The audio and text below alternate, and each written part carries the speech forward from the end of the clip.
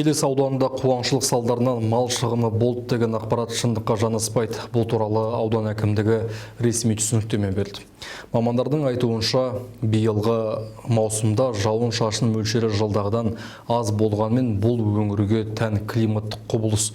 Қазіргі таңда аудан аумағында малдың қырылуы тіркелмеген. Барлық ветеринариялық бақылау жоспарлы жүргізіліп келеді дейді жауаптылар. Келес ауданы ауыл шаруашылығына бейім ірі аграрлық аймақ. Аудан көлемі 345.129 гектарды құрайды. Оның 230.000 гектары жайылымдық жер. Аудан аумағында 12 ауылдық округке қарасты 83 елді мекен бар. Әрбір округтың ортақ жайылым аумағы заңға сәйкес белгіленген. Мына бұқаралық ақпарат құралдарында жарияланған малдың жаппай қырылуы туралы мәлімет шындыққа жанаспайды. Бірлік ауылдық округіне қарасты 4600 ірі қара мал, 82.000 ұсақ мал тіркелген және 5400-ге жуық жылқы мал тіркелген. Ағымдағы жылы ветеринарлық қызмет пен мал санақтар жүргізіліп жатыр. Осы ауылдық округ бойынша жаппай қырылу тіркелген жоқ. Мәлімет шындыққа жанаспайды. Жалпы Келес ауданының жер көлемі 345.129 гектар құраса, оның ішінде 203.000 гектар жер жайылым жер болып есептелінеді. Жалпы Келес ауданында 83 елді мекен болса, 12 ауылдық округ бар. Әрбір ауылдық округтың өзінің ортақ жайылым жерлері бар. 2023 жылы Қазақстан Республикасының заңнамасын бұза отырып жайылым жерінің нысаналы мақсатына сай пайдаланбай жатқан, яғни мал санын тіркемей жатқан азаматтардың тізімі анықталып, жер қайтару бойынша жұмыстар жүргізілген. 2023 жылы 15 гектар жоспарланған болатын, 2024 жылы 3.000 гектар, 2025-те 4.5 гектар жоспарланған. 2023-те жалпы 14.700 гектар жер мемлекет меншігіне қайтарылды. Оның барлығы ортақ жайылымға бекітілді. Аудандық жер бөлу комиссиясының қорытындысымен, аудан әкімдігінің қаулысымен. 2024 жылы 3.000 гектар жер берілген болса, жоспардың асырау орындап 3200 гектар жер орындалды. Қазіргі таңда жоспарға сәйкес 4.5 гектар жер жоспарланған қайтару бойынша 6 айдың қорытындысымен 800 гектар жер мемлекет меншігіне қайтып отыр. Жалпы 135 жер пайдаланушы, оның ішінде 25.600 гектар жер бар. Олар бойынша тиісті жұмыстар атқарылып жатыр. Атап айтқан кезде 87 жер пайдаланушыға бір жақтама бұзу жөнінде хабарлама жолданды. Және де 24 жер пайдаланушыға жер ресурстар департаменті арқылы мақсатына сай пайдаланбай жатқан жөнінде акт түзіліп шара көріліп жатыр.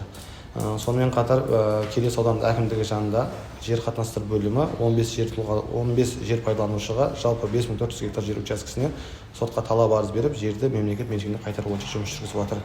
Су тапшылығы байқалған кейбір аумақтарда жаңбырлатып және тамшылатып суару жүйелері енгізілген. Қазіргі таңда аудан бойынша 1100 гектар жерге заманауи технологиялар орнатылған. Оның көп бөлігі бірлік ауылдық округіне тиесілі. Бұл шөп дайындап мал азығын жеткілікті деңгейде қамтамасыз етуге мүмкіндік беріп отыр.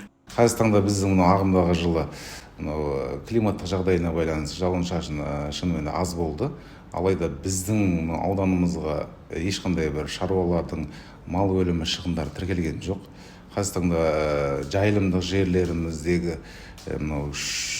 шөптеріміз, уақ малдарына толыққанды қамтамасыз етуге болады. Сонымен қатар бірлік ауылдық округіндегі 1800 гектардай суармалы егістік жеріміз бар. Сол егістік жерлеріміздің 800 гектар мал азығы егіледі. Атап айтқанда жоңышқа. Ауыл тұрғындары сол егістік алқаптарын өздерінің мал азықтарын дайындайды. Сонымен қосымша атап өткім келеді. Келес ауданының ағын су мәселесін шешу мақсатында бірлік ауылдық округіне баратын Саңырау магистральды каналы бар. Сол Саңырау магистральды каналына жобалық сметалық құжаттамалар әзірленген. Қазақстанда бұл мемлекет сараптаманың оң қорытындысын алған. Күрделі жөндеуден өткен жағдайда бетондау жұмыстары біткеннен кейін 1800 гектар егістік жерлердің ағын су беруі мүмкіндігі жақсарады. Сонымен қатар ауылдық округі тарапынан 700 гектарға жуық шамасында қосымша егістік жерлер ашылу жоспарлануда. Бірлік ауылдық округінің өзінде бүгінде 4600-ден астам ірі қара, 82.000 ұсақ мал және 5400-ге жуық жылқы бар. Ветеринариялық қызмет жануарлардың жағдайын күнделікті бақылауда ұстап отыр. Қазіргі уақытта мал өліміне қатысты бірде-бір ресми арыз тіркелмеген. Ауыл шаруашылық жануарларының өлім шығыны туралы ешқандай арыз шағым келіп түскен жоқ. Жалпы эпизодиялық ахуал тұрақты.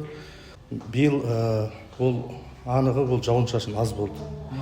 Сонымен қатар осы наурыз айларында күн суық болып кетіп, шөптің негізі піспей қалып сапасыз да болып жатқан жайы бар. Дегенмен қазір таңда ол мүлдем шөп жоқ деп айтуға тура келмейді. Ол шөп бар, бірақ дегенмен алдағы уақыттарда енді ол мүмкін жайылым жердің проблема болуы ықтимал болуы мүмкін. Қазір таңда жер мүлдем шөп жоқ деп айтуға тура келмейді.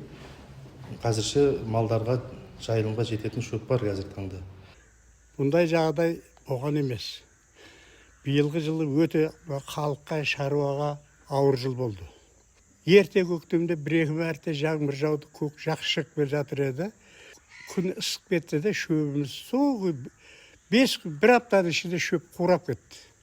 Ешқандай қамады, шөптен қамады. Сома малымыз теңселіп қалды. Енді жылда бұндай нәрсе бола бермес, әйтеуір жоғары жақтан сәл халыққа жәрдем болса дегеніміз. Аудан әкімдігі мен тиісті мекемелер ауыл шаруашылығын тауарын өндірушілермен тұрақты байланыс орнатқан. Әр нақты жағдай жергілікті жерде қаралады. Қажет болған жағдайда баламалы жайылым ұсыну, арзандатылған шөп жеткізу, логистикалық қолдау көрсету сынды шаралар іске асырылуда. Келес ауданында қуаңшылыққа байланысты жағдай бақылауда. Мал шығыны туралы ақпарат расталмаған. Ауыл шаруашылығы бағытындағы жұмыстар жүйелі түрде жалғасып жатыр. Әсел Әбдібек, Нұрдәулет Жолбарыс, Сәт телеарнасының жаңалықтар қызметі.